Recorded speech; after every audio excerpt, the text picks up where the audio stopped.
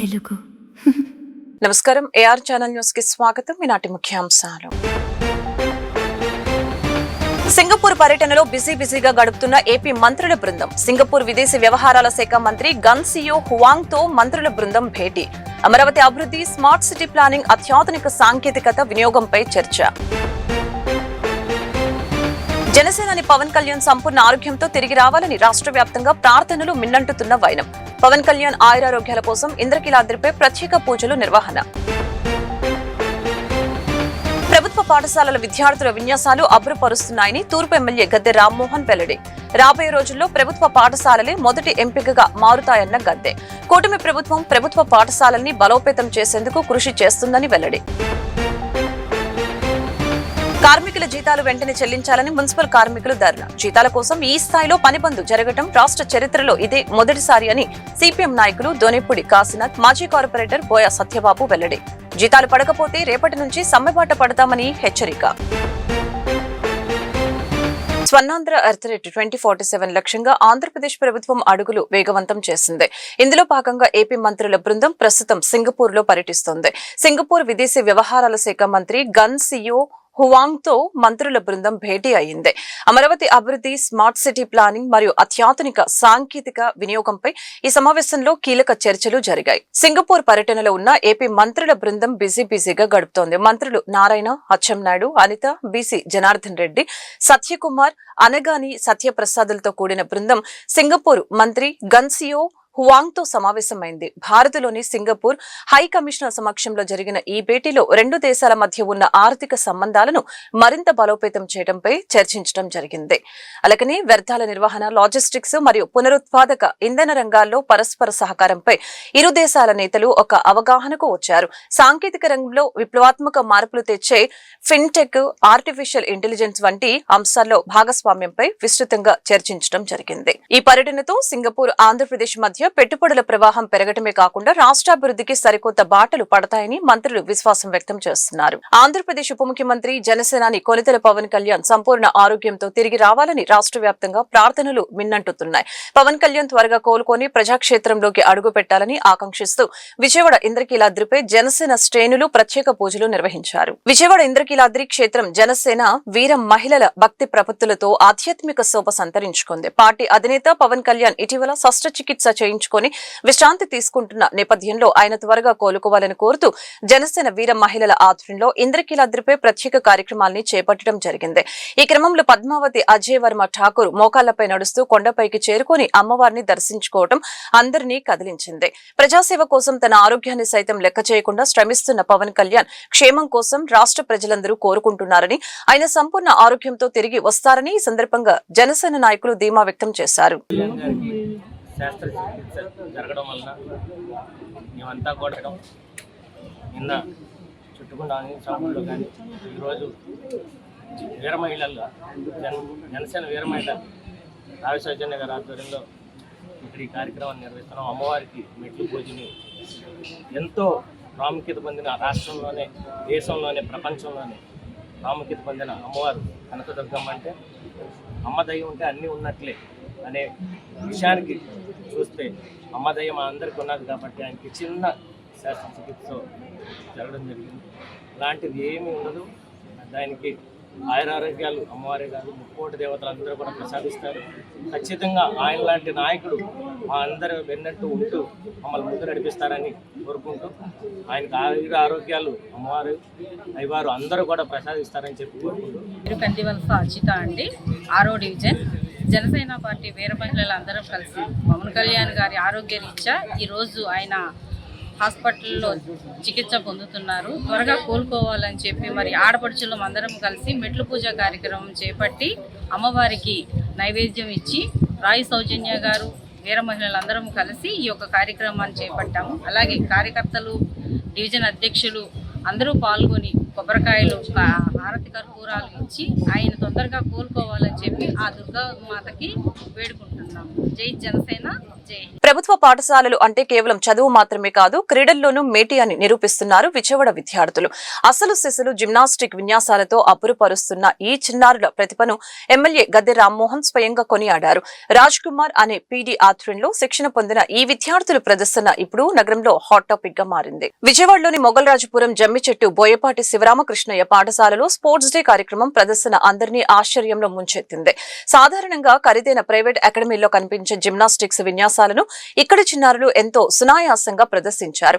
HM సహకారంతో PD Raj Kumar పట్టుదల విద్యార్థులకి ఈ శిక్షణ ఇవ్వటం విశేషం. ఈ కార్యక్రమానికి ముఖ్య అతిథిగా విచ్చేసిన గద్దె రామ్మోహన్ మాట్లాడుతూ, ఒకప్పుడు సర్కస్ లో మాత్రమే ఇలాంటి విన్యాసాలు చూసేవాళ్లమని, ఇప్పుడు మన ప్రభుత్వ పాఠశాల పిల్లలు ఇవి చేయటం గర్వకారణమని ప్రశంసించారు. రాష్ట్రంలో చంద్రబాబు నాయుడు, పవన్ కళ్యాణ్ మరియు లోకేష్ నేతృత్వంలోని కూటమి ప్రభుత్వ పాఠశాలని బలోపేతం చేసేందుకు కృషి చేస్తుందని ఆయన తెలిపారు. ప్రైవేట్ స్కూళ్లలో సీటు దొరకనప్పుడు మాత్రమే ప్రభుత్వ పాఠశాలలకు వెళ్లే పరిస్థితి మారిపోయి రాబోయే రోజుల్లో ప్రభుత్వ పాఠశాలలే మొదటి ఎంపిక మారుతాయని ఆయన ధీమా వ్యక్తం చేశారు. ముఖ్యంగా అమ్మ స్వచ్ఛంద సంస్థ వంటి సంస్థల సహకారంతో ఈ చిన్నారుల ఎదుగుదలకు తోడ్పడుతుందని, ఇలాంటి కార్యక్రమాలు ప్రతి స్కూల్లోనూ జరగాలని ఆయన ఆకాంక్షించారు. విజయవాడ తూర్పు నియోజకవర్గంలో ఒక ప్రతిష్టాత్మకమైన స్కూలు.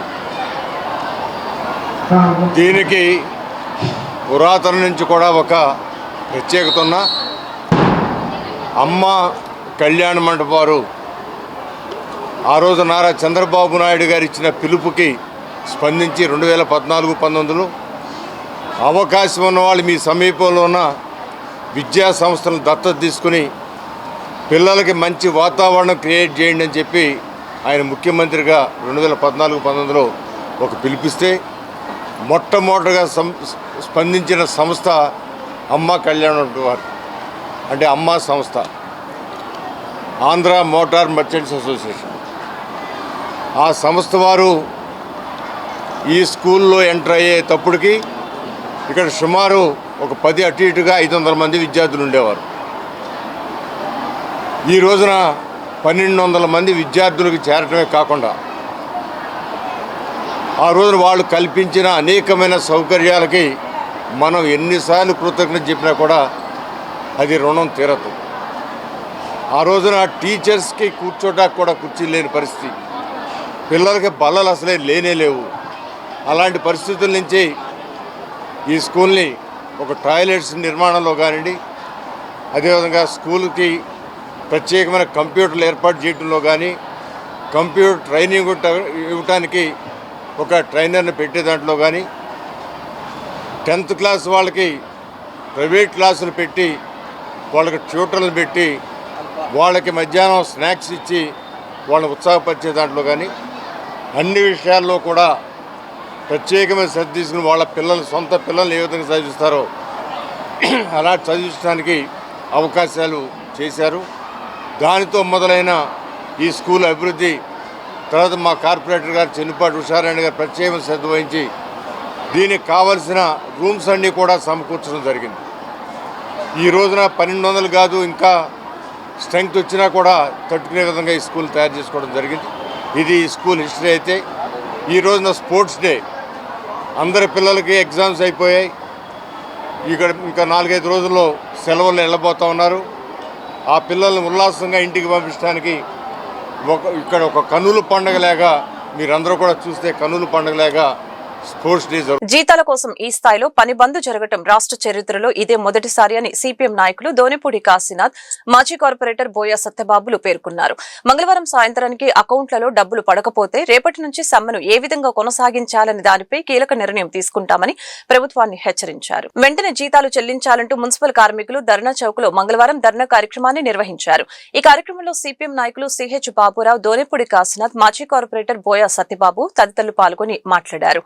సుమారు 60,000 మంది మున్సిపల్ కార్మికులు మంగళవారం విధుల్ని బహిష్కరించి సమ్మెకు దిగారని అన్నారు. జీతాల కోసం ఈ స్థాయిలో పనిబంద్ జరగటం రాష్ట్ర చరిత్రలో ఇదే మొదటిసారి అని తెలియజేశారు.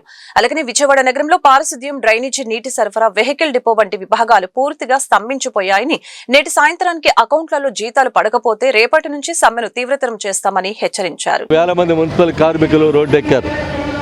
కారణం ఈరోజు జీతాలు ఇవ్వాలి అని చెప్పి. అంటే 21వ తారీఖు వచ్చింది, ఇంతవరకు జీతాలు ఇవ్వకుండా కాలయాపన చేసేటువంటి దానికి ప్రభుత్వం ప్రయత్నం చేస్తుంది అని అంటే ఆకలితో అలమటించేటువంటి పరిస్థితి మున్సిపల్ కార్మికులకి తీసుకొచ్చేటట్టయితే రాబోయే కాలంలో పరిణామాలు తీవ్రంగా ఉంటాయని చెప్పి హెచ్చరించడానికే ఈరోజు పని బంద్. రాష్ట్రంలో మొత్తం కార్మికులందరూ కూడా వీధుల్లోకి వచ్చారు.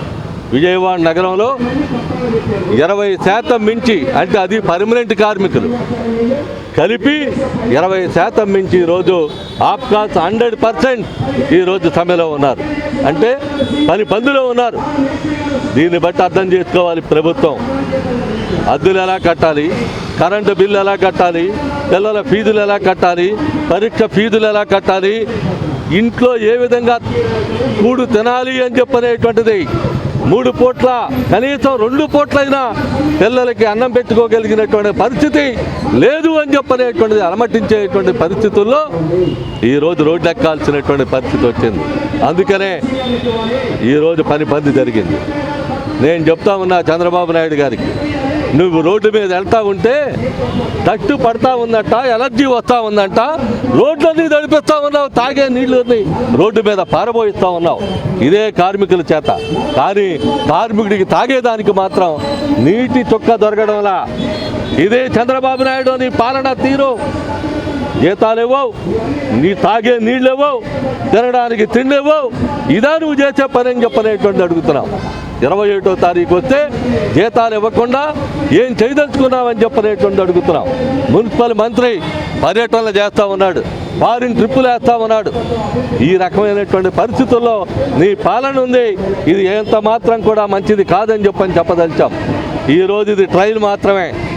సాయంత్రం లోపు రాష్ట్రంలో ఉన్న మున్సిపాలిటీల్లో, కార్పొరేషన్స్లో శాలరీలు అకౌంట్లో పడినయా లేదా చూస్తాం. అది కనుక పడకపోయినట్లయితే ఇదే పని బంద్ కంటిన్యూగా చేయదలుచుకున్నాం, కాసుకోమని చెప్పనని ఈ సందర్భంగా చెప్పదలిచాం. స్వచ్ఛాంధ్ర, స్వచ్ఛ కార్పొరేషన్ ఏమైందా? ఈ కార్మికుల వల్లే కదా నీకు అవార్డులు వస్తా ఉన్నాయి, ఈ కార్మికుల వల్లే కదా. ఉపాధ్యాయులకు రావాల్సిన పెండింగ్ ఆర్థిక బకాయిలను ప్రభుత్వం వెంటనే విడుదల చేయాలని పీఆర్టీయూ ఎన్టీఆర్ జిల్లా అధ్యక్షులు షేక్ నవాబ్ జానీ, ప్రధాన కార్యదర్శి రాఘవరాజు డిమాండ్ చేశారు.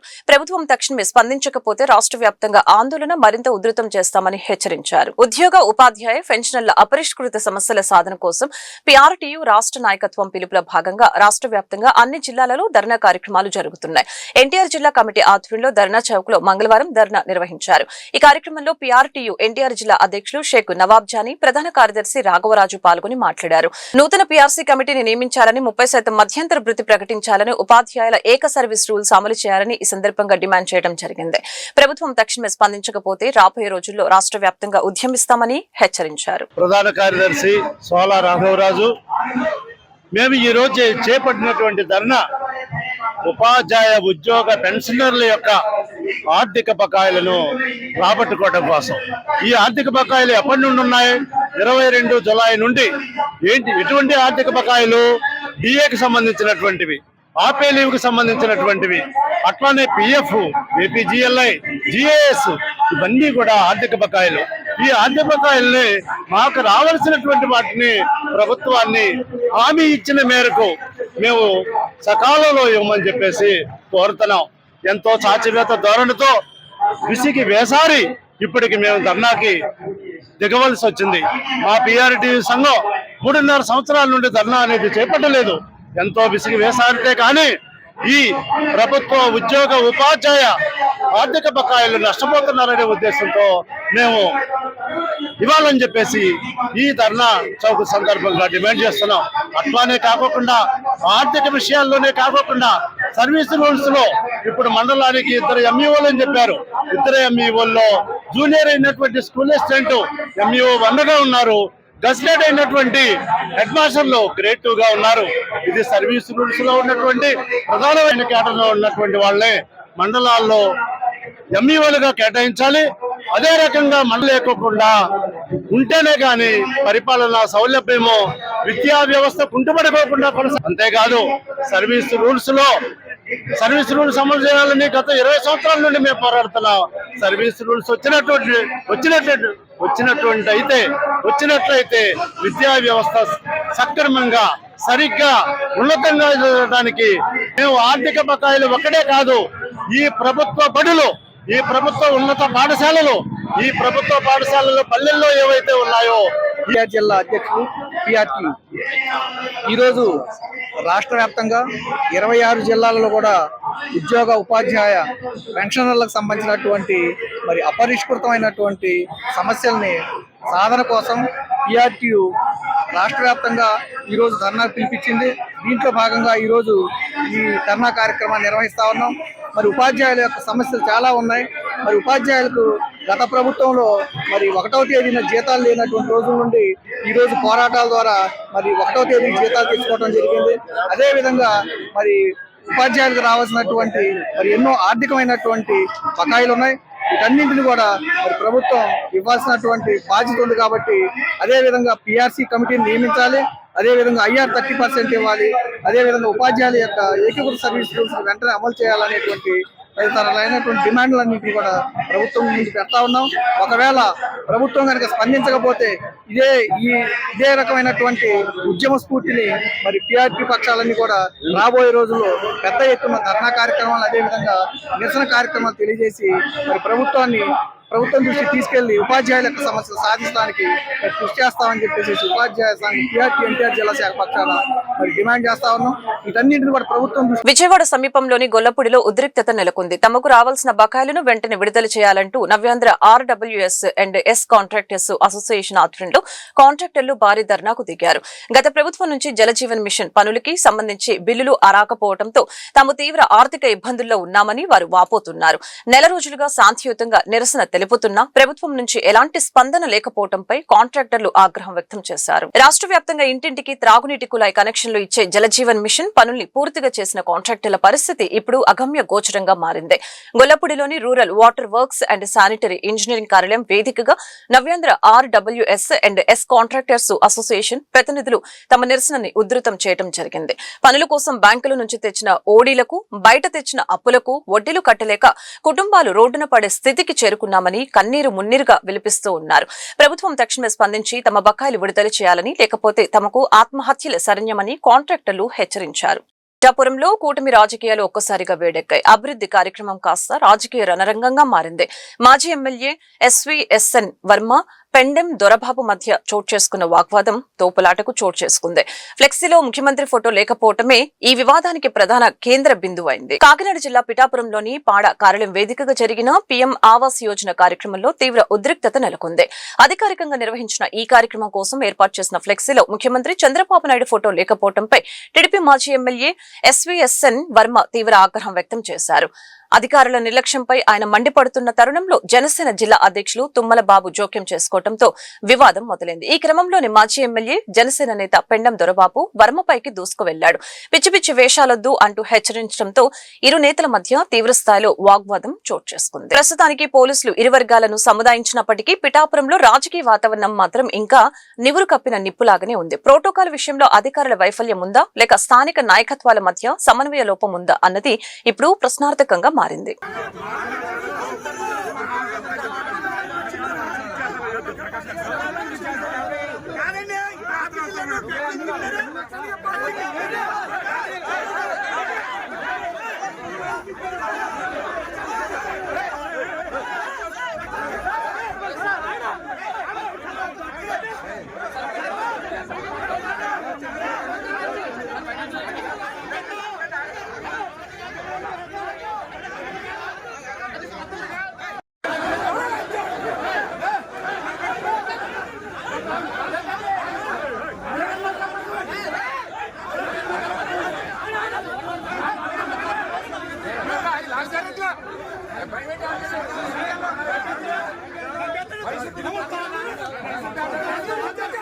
మహిళా రిజర్వేషన్ల అంశం ఇప్పుడు రాజకీయంగా పెనుదుమారం రేపుతోంది. చట్టం ఆమోదం పొందిన అమలులో జరగకుండా జాప్యంపై వామపక్షాలు కన్నెర చేస్తున్నాయి. మహిళా బిల్లు విషయంలో బీజేపీ, టీడీపీలు ఆడుతున్న డ్రామాలను CPM రాష్ట్ర కార్యదర్శి వి శ్రీనివాసరావు తీవ్రంగా ఎండకట్టారు. మహిళా రిజర్వేషన్ల అమలుపై కేంద్ర ప్రభుత్వం అనుసరిస్తున్న తీరును CPM తీవ్రంగా ఖండిస్తోంది. విజయవాడలో జరిగిన మీడియా సమావేశంలో శ్రీనివాసరావు మాట్లాడారు. 2023లో చట్టం చేసినా ఇప్పటి వరకు దానిని నోటిఫై చేయకపోవడం మోడీ ప్రభుత్వ చిత్తశుద్ధికి నిదర్శనమని మండిపడ్డారు. అమలు చేయాలి అనేటువంటి డిమాండ్ తోటి ఈరోజు వామపక్షాలు ప్రజల్లోకి పోవాలని చెప్పి నిర్ణయించుకున్నాము. మహిళా రిజర్వేషన్లు 2023లోనే ఆ చట్టం ఆమోదం పొందింది. 23లో ఆమోదం పొందినటువంటి చట్టాన్ని నోటిఫై చేయడానికి మోడీ ప్రభుత్వం 3 సంవత్సరాలు గడువు తీసుకుంది. అంటే 3 ఏళ్ళు నిద్రపోతున్నారు, కోల్డ్ స్టోరేజ్లో పడేసి దాన్ని. ఈ అసెంబ్లీ 5 రాష్ట్రాల ఎన్నికల మధ్యలో ఇక తాము ఓడిపోతామనే ఒక అపనమ్మకం ఏర్పడేసరికల్లా తమిళనాడు, బెంగాల్లో సడన్గా బుట్టలో నుంచి మళ్ళీ ఈ బిల్లును తీసుకొచ్చి 131వ రాజ్యాంగ సవరణ పేరుతోటి వెంటనే అమలు జరపడానికి మహిళా రిజర్వేషన్లు మేము ముందుకు వస్తున్నామని ఒక పెద్ద నాటకానికి తెరలేపారు. ఆల్రెడీ ఆమోదం పొంది అమలు జరపాల్సినటువంటి మహిళా రిజర్వేషన్లు ఇప్పుడు ఏదో కొత్తగా తీసుకొచ్చినట్టు, కొత్తగా అమలు జరపబోతున్నట్టు, ప్రతిపక్షాలు దానికి ఆటంకం కలిగించినట్టు, తామే మహిళా శక్తికి ప్రతినిధులు అయినట్టు ఇంత పెద్ద రసవత్తరమైనటువంటి నాటకం మోడీ ఆడుతుంటే, ఆ మోడీ నాటకంలో సైడ్ యాక్టర్స్ లాగా ఇప్పుడు ఇక్కడ మనకి చంద్రబాబు నాయుడు గారు వీళ్ళు తయారయ్యారు. అదేదో అదిగో పులంటే ఇదిగో తోకన్నట్టు వాళ్ళను మించి చంద్రబాబు నాయుడు గారు దీన్ని భుజాన్ని వేసుకొని అసలు మొత్తం మహిళలకు అన్యాయం జరిగిపోయినట్టే మాట్లాడుతూ ఉన్నారు. నిన్న తమిళనాడులో ఆయన ప్రచారానికి వెళ్ళారు. ఆ ప్రచారంలో ఇప్పుడు ఉన్నట్టుండి ఆయనకి పూనకం వచ్చినట్టుంది, ఆర్ఎస్ఎస్ పూనకం వచ్చినట్టుంది. హిందూ మత అన్యాయం, హిందూ ధర్మం దీని పరిరక్షణ అని చెప్పి హిందూ ధర్మాన్ని అక్కడున్న డిఎంకే కూటమి నాశనం చేస్తున్నట్టు ఎందుకు వచ్చిందో ఆయనకు మరి ఈ రకమైనటువంటి పూనకం వచ్చినట్టు మాట్లాడేస్తూ ఉన్నారు. ఇదే తెలుగుదేశం పార్లమెంట్లో వాళ్ళు శ్రీకృష్ణదేవరాయలు మాట్లాడారు, మన రాష్ట్రానికి తీవ్రమైన అన్యాయం చేస్తుంది, 2011 జనాభా అయినా 2026 జనాభా అయినా జనాభా లెక్కలను తీసుకుంటే మనకు అన్యాయం జరుగుద్ది అని చెప్పి స్పష్టంగా చెప్పారు. ఇదే తెలుగుదేశం ప్రతినిధి 2023లో మహిళా రిజర్వేషన్ బిల్లు ఆమోదం పొందినప్పుడు దానికి ఈ సెన్సెస్కి డీలిమిటేషన్ ముడిపెట్టొద్దు, దీన్ని డైరెక్ట్గా అమలు చేయండి అని చెప్పి ఆ రోజు వాళ్ళు వైఎస్ఆర్ కాంగ్రెస్ పార్టీని క్షేత్రస్థాయిలో పటిష్టం చేసేందుకు పార్టీ అధినేత జగన్మోహన్ రెడ్డి ఆదేశాల మేరకు కసరత్తు మొదలుపెట్టామని వైసీపీ ఎన్టీఆర్ జిల్లా ఇన్ఛార్జి దేవినేని అవినాష్ వెల్లడించారు. రాబోయే స్థానిక సంస్థల ఎన్నికలను దృష్టిలో పెట్టుకుని ఓటర్ల వెరిఫికేషన్ ప్రక్రియ, బూత్ ఏజెంట్ల నియామకంపై ప్రత్యేక దృష్టి సారించినట్లు స్పష్టం చేశారు. వైఎస్ జగన్మోహన్ రెడ్డిని ముఖ్యమంత్రిని చేయటమే లక్ష్యంగా పనిచేస్తామని ఉద్ఘాటించారు. గుణదలలోని వైసీపీ జిల్లా కార్యాలయంలో బూత్ కమిటీ సమావేశాలు జరిగాయి. ఈ కార్యక్రమంలో పాల్గొన్న ఎన్టీఆర్ జిల్లా వైసీపీ అధ్యక్షులు దేవినేని అవినాష్ మాట్లాడుతూ ఎన్టీఆర్ జిల్లా వ్యాప్తంగా నియోజకవర్గాల వారీగా సమావేశాలు నిర్వహిస్తున్నామని తెలిపారు. బూత్ స్థాయి ఏజెంట్లు నిర్వహించవలసిన బాధ్యతలపై దిశానిర్దేశం చేస్తున్నామని అన్నారు. చివరకు తమ పార్టీకి ఓటు వేసే వారిని గుర్తించి ఏదో ఒక రకంగా వారి ఓట్లను తొలగించేందుకు ప్రభుత్వం కుట్రలు చేస్తుందని అన్నారు. ఈ నీచమైన రాజకీయాలను తిప్పికొట్టేందుకు క్షేత్రస్థాయిలో ఏజెంట్లు బలంగా ఉండాలన్న లక్ష్యంతో పనిచేస్తామని అన్నారు. 2029లో జగన్మోహన్ రెడ్డిని ముఖ్యమంత్రి చేయటమే లక్ష్యంగా పనిచేస్తామని అన్నారు.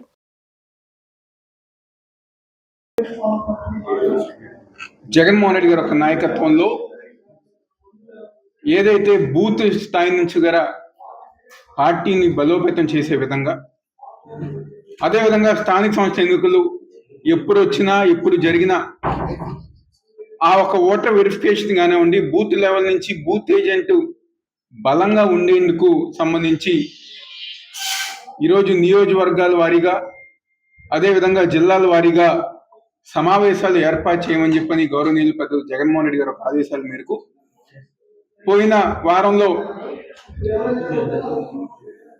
పోయిన వారంలో ఎన్టీఆర్ జిల్లా బూత్ కమిటీ సమావేశం ఏర్పాటు చేసుకోవటం జరిగింది.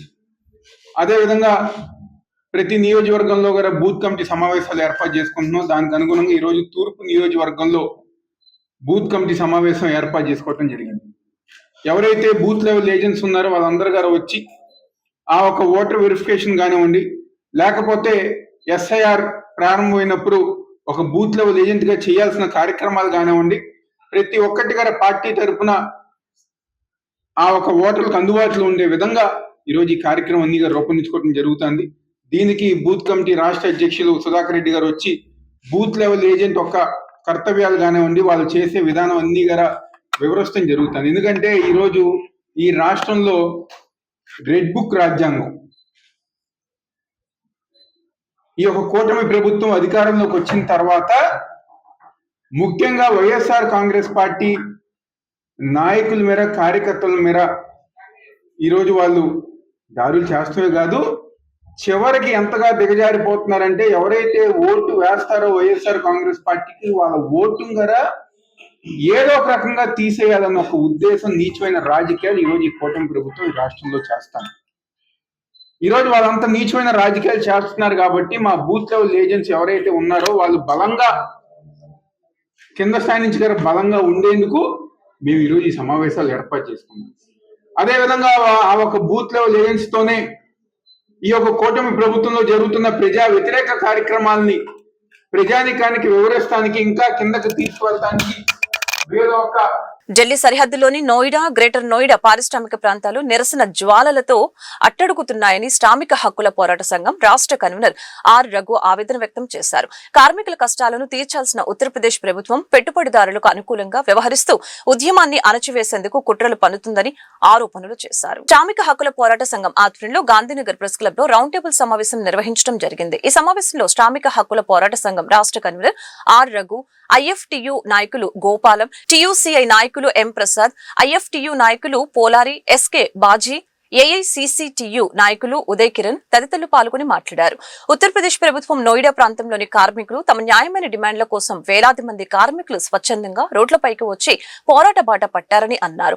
పెరుగుతున్న నిత్యావసరాల ధరలు, చాలీచాలని వేతనాలతో కార్మికులు నలిగిపోతున్నారని, ఢిల్లీ వంటి మహానగరానికి చేరువలో ఉంటూ నెలకు కేవలం 8,000 నుంచి 9,000 రూపాయల జీతంతో కుటుంబాన్ని పోషించడం అసాధ్యంగా మారిన నేపథ్యంలో సమ్మెబాట పట్టామని తెలియజేశారు. ప్రభుత్వం తక్షణమే స్పందించి అరెస్టైన వారిని విడుదల చేయాలని, కార్మికుల సమస్యల్ని పరిష్కరించాలని డిమాండ్ చేశారు. ఢిల్లీ ప్రక్కనే ఉన్న నోయిడా పారిశ్రామిక వాడలో, నోయిడా, గ్రేటర్ నోయిడా పారిశ్రామిక వాడలో దాదాపు 20,000కు పైగా పరిశ్రమలు ఉన్నాయి.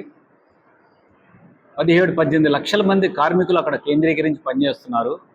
ఒక రకంగా అది భారతదేశ పెట్టుబడిదారీ వ్యవస్థకి నమూనాలాగా ఉంది. అక్కడ గత కొద్ది రోజులుగా 13వ తారీఖు మొదలై చాలా పెద్ద ఎత్తున పోరాటాల్లోకి కార్మికులు స్వచ్ఛందంగా వచ్చేసారు. ఆ పోరాటాలకి రావడానికి వాళ్ళని ఎవరూ చెప్పింది లేదు, అక్కడ పెద్ద కార్మిక సంఘాలు ఉన్నాయని కూడా అనడానికి కూడా లేదు. కానీ వాళ్ళు గత కొన్ని సంవత్సరాలుగా వాళ్ళ అనుభవం ఏంటంటే ఢిల్లీ దగ్గరుండి 8,000-9,000తో కుటుంబ పోషణ అనేది అసాధ్యమైపోతుంది. దానికి తోడు ఈ యుద్ధం వలన ఎల్పిజి పెరిగి, రేట్లు పెరిగి, అన్ని ధరలు పెరిగి, ఇక వాళ్ళు చావుకి సిద్ధంగా, ఆకలి చావులకు సిద్ధంగా ఉన్న పరిస్థితిలో వాళ్ళు పోరాటానికి తెగబడ్డారు. ఆ పోరాటం చాలా సమరశీలంగా సాగుతోంది, నిరవధిక సమ్మె రూపంలో సాగుతోంది. యజమానులు ఎన్ని ప్రయత్నాలు చేసినా కూడా వాళ్ళు వెనక్కి తగ్గలేదు. ఇటువంటి నేపథ్యంలో యూపీ ప్రభుత్వం, ఆదిత్యనాథ్ ప్రభుత్వం అత్యంత కుట్రపూరితంగా వాళ్ళ కోరికల్ని మన్నించి వాళ్ళకి సహాయం చేయాల్సింది పోయి పెట్టుబడిదారులకి అనుగుణంగా ఉండే ప్రభుత్వం కాబట్టి అక్కడ పోలీసు ద్వారా కోవర్ట్లని జొప్పించి వాళ్ళని అక్కడ కొంతమంది చేత అరాచకాలు సృష్టించి దాన్ని మిషగా చూపించి దాని ముసుగులో మొత్తం కార్మికుల మీద అతి దుర్మార్గమైన కేసులు పెట్టి 350 మంది కార్మికుల్ని అరెస్టులు చేసి వాళ్ళకి కనీసం ఛార్జ్షీట్ ఇచ్చిన దాఖలా లేదు, మెమోలు ఇవ్వలేదు. వాళ్ళందరినీ తీసుకెళ్ళి ఎక్కడ బంధించారో కూడా తెలియదు. వాళ్ళకి మద్దతుగా వచ్చిన అనేక మంది మేధావుల్ని, పాత్రికేయుల్ని, కార్మిక నాయకుల్ని వీళ్ళందరి మీద కేసులు పెట్టారు. మజ్దూర్ బిగుల్ అనే ఒక సంస్థ ఏదైతే ఇప్పటి వరకు చాలా కాలంగా కార్మికుల మధ్య పనిచేస్తుంది. ప్రసాద్ బాబు, టీసీఐ రాష్ట్ర అధ్యక్షులు. ఇవాళ దేశంలోనే అత్యంత కీలక ప్రాంతమైన నోయిడా పారిశ్రామిక వాడలో కార్మికులు ఆందోళన ఉధృతం చేశారు. దానికి ఆల్రెడీ శ్రామిక హక్కుల పోరాట సమితి నాయకులు, రాష్ట్ర కార్యదర్శి ఆర్ రఘు గారు చెప్పారు. ఏ యూనియన్ లేదు, కానీ ఎంతో మందిని నిర్బంధించారు. సుమారు 300 మందిని అరెస్ట్ చేశారు. కొంతమందిని ఎక్కడ పెట్టారు ఇంతవరకు చెప్పలేదు. అందరినీ కూడా బేషరతుగా విడుదల చేయాలి. వాళ్ళు అడుగుతుంది కేవలం వేతనాలే. మామూలుగా అసంఘటిత రంగం వాళ్ళందరూ సుప్రీంకోర్టే చెప్పింది 26,000 ఇవ్వాలని ప్రతి కార్మికుడికి నెలకి. వాళ్ళు అడుగుతుంది 30,000. లేదు, స్కిల్ వర్కర్లు అయితే 40 నుంచి 50,000 అడుగుతున్నారు. అది న్యాయం, ధర్మమైన పోరాటం. కాబట్టి బేషరతుగా వాళ్ళని విడుదల చేయాలి. ఏదైతే చట్ట ప్రకారం వ్యవహరిస్తారో వాళ్ళ మీద కేసు పెట్టినట్టయితే 24 గంటలు అరెస్ట్ చూపారు. ఇప్పటికీ 24 గంటలు పోయి వారం పైగా అవుతుంది.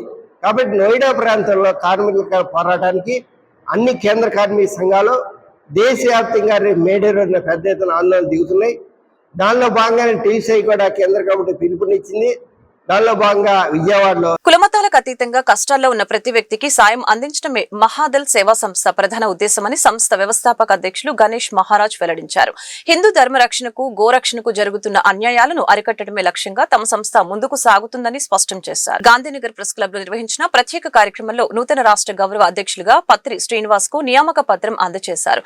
ఈ సందర్భంగా నిర్వహించిన విలేకరుల సమావేశంలో మాట్లాడుతూ గణేష్ మహారాజ్ మాట్లాడుతూ సమాజ సేవ చేయాలన్న ఉద్దేశంతోనే ఈ సంస్థను ఏర్పాటు చేయడం జరిగిందని తెలిపారు. హిందువులతో పాటు ముస్లింలు, క్రైస్తవులు ఇలా ఎవరికి ఏ ఆపద వచ్చినా మహాదల్ అండగా ఉంటుందని తెలిపారు. ముఖ్యమంత్రి నారా చంద్రబాబు నాయుడు జన్మదినం సందర్భంగా మహాదల్ తరపున ఆయనకు హృదయపూర్వక శుభాకాంక్షలు తెలియజేశారు. అదేవిధంగా హిందూ ధర్మ రక్షకుడిగా క్రియాశీల పాత్ర పోషిస్తున్న ఉప ముఖ్యమంత్రి పవన్ కళ్యాణ్ త్వరగా కోలుకొని మరింత ఉత్సాహంతో ప్రజాసేవలో నిమగ్నం కావాలని ఆకాంక్షించారు. జిల్లా వ్యాప్తంగా నూతన కార్యవర్గం ఎన్నుకునే విభాగంలో భాగంగా ఈరోజు శ్రీ పత్రి శ్రీనివాస్ గారిని గౌరవ అధ్యక్షులుగా రాష్ట్రానికి ఆయన ఎన్నుకోవడం జరిగింది. ఆ బాధ్యతలను ఇవ్వడానికి ఈరోజు మనం ప్రెస్ మీట్ పెట్టడం జరుగుతుంది. ఇందులో భాగంగా శ్రీనివాస్ అన్న గారు వ్యాపారవేత్తగా, అలాగే రీసెంట్గా మన భారతీయ జనతా పార్టీలో బాధ్యతలు తీసుకుంటూ కృషి చేస్తూ ఉన్నారు. ఆయన కృషి మరింతగా మహాదల్ వ్యవస్థాపక మాతో పాటుగా అధ్యక్షుడితో పాటుగా సమానంగా రామలక్ష్మణులు ఎలాగైతే వర్క్ చేస్తారో ఫ్యూచర్లో అలాగే ఈ రాష్ట్రానికి, హిందూ ధర్మానికి, మన ప్రజానికానికి సమస్యలను పరిష్కరించి ఒక వేదికగా ఈ ముందుకెళ్తారని ఆశిస్తూ వారికి ఈ గౌరవ అధ్యక్షులుగా ఈ యొక్క బాధ్యతను ఇవ్వడం జరుగుతున్నది. ఈ విధంగా ఈ మన పత్రి అన్నని ఈ బాధ్యతలో భాగంగా కొన్ని విషయాలు మాట్లాడడానికి ద్వారా వీక్షించే ప్రజలందరికీ కూడా నా నమస్కారాలు. నా పేరు పత్రి శ్రీనివాస్ అండి. ఈ మహాదల్ అనే ఒక వ్యవస్థలో నాకు ఈ అవకాశం ఇచ్చిన గణేష్ మహారాజ్ గారికి కృతజ్ఞతలు తెలుపుకుంటున్నాను. ఎందుకంటే ఇప్పటి వరకు వాళ్ళు చాలా యాక్టివిటీస్ చేశారు. నాట్ ఓన్లీ మహాదల్ అంటే ఒక హిందూకి సంబంధించిందనే కాదండి, కష్టంలో ఉన్న ప్రతి వ్యక్తికి సహాయపడేది మహాదల్. అది హిందువులు అవ్వచ్చు, ముస్లిమ్స్ అవ్వచ్చు, క్రైస్తవులు అవ్వచ్చు, ఇతరులు అవ్వచ్చు. మహాదల్ అనే వ్యవస్థ ద్వారా ఎవరికి ఏ కష్టం ఉన్నా, మంచైనా చెడైనా వాళ్ళకి సపోర్ట్గా ఉంటూ ఈ రోజు వరకు మన రాష్ట్ర అధ్యక్షుడు గణేష్ మహారాజ్ గారు ఎన్నో కార్యక్రమాలు చేశారు. రీసెంట్గా ఆయనతో కలిసి నేను 1-2 కార్యక్రమాలు చిన్నవి చేశాను. మరో ఎన్నో చేయాలని కోరుకుంటూ ఆయన నన్ను ఇందులోకి ఆహ్వానించడం జరిగింది. ఆహ్వానించిన దానికి ఇవాళ నేను వచ్చిన ఇందులో మీ పాత్రికేయుల ముందు వచ్చి జాయిన్ అయినందుకు కృతజ్ఞతలు తెలుపుకున్నాను. ఒకటి ఏంటంటే, హిందువులకి జరిగే అన్యాయాలు, గోరక్షకు జరిగే అన్యాయాలు, హిందూ ధర్మ రక్షణ కొరకు పాటుపడే ప్రతి ఒక్కళ్ళు ఇప్పుడు రాష్ట్రంలో 3 నాయకులు ఉన్నారు. కూటమి ప్రోగ్రాంతో వాళ్ళు ముందుకెళ్తున్నారు. నారా చంద్రబాబు నాయుడు గారు, పవన్ కళ్యాణ్ గారు, మాధవ్ గారు, సెంట్రల్లో నరేంద్ర మోడీ గారు. వాళ్ళు నాట్ ఓన్లీ ఒక పార్టీ కానీ సపోర్ట్గా కాకుండా ధర్మాన్ని రక్షించుకుంటూ డబుల్ ఇంజిన్ సర్కారు చేసుకుంటూ ఎలా వెళ్తున్నారో వాళ్ళ అండదండలు కూడా మాకు ఉండాలని కోరుకుంటూ మీ ద్వారా ఈరోజు ఒక చిన్న విషయం ఇవాళ గౌరవ వార్తలు ముగించే ముందు ముఖ్యాంశాలు మరొకసారి. సింగపూర్ పర్యటనలో బిజీగా గడుపుతున్న ఏపీ మంత్రుల బృందం. సింగపూర్ విదేశీ వ్యవహారాల శాఖ మంత్రి గన్ సియో హువాంగ్ తో మంత్రుల బృందం భేటీ. అమరావతి అభివృద్ధి, స్మార్ట్ సిటీ ప్లానింగ్, అత్యాధునిక సాంకేతికత వినియోగంపై చర్చ. జనసేనాని పవన్ కళ్యాణ్ సంపూర్ణ ఆరోగ్యంతో తిరిగి రావాలని రాష్ట్ర వ్యాప్తంగా ప్రార్థనలు మిన్నంటుతున్న వైనం. పవన్ కళ్యాణ్ ఆయురారోగ్యాల కోసం ఇంద్రకీలాద్రిపై ప్రత్యేక పూజలు నిర్వహణ. ప్రభుత్వ పాఠశాలల విద్యార్థుల విన్యాసాలు అబ్బురపరుస్తున్నాయని తూర్పు ఎమ్మెల్యే గద్దె రామ్మోహన్ వెల్లడి. రాబోయే రోజుల్లో ప్రభుత్వ పాఠశాలలే మొదటి ఎంపికగా మారుతాయన్న గద్దె. కూటమి ప్రభుత్వం ప్రభుత్వ పాఠశాలల్ని బలోపేతం చేసేందుకు కృషి చేస్తుందని వెల్లడి. కార్మికుల జీతాలు వెంటనే చెల్లించాలని మున్సిపల్ కార్మికులు ధర్నా. జీతాల కోసం ఈ స్థాయిలో పనిబంద్ జరగడం రాష్ట్ర చరిత్రలో ఇదే మొదటిసారి అని సిపిఎం నాయకులు దొనెపూడి కాశీనాథ్, మాజీ కార్పొరేటర్ బోయ సత్యబాబు వెల్లడి. జీతాలు పడకపోతే రేపటి నుంచి సమ్మెబాట పడతామని హెచ్చరిక. ఈ వార్తలు ఇంతటితో సమాప్తం. మరొక బులెటిన్లో మళ్ళీ కలుద్దాం. నమస్కారం.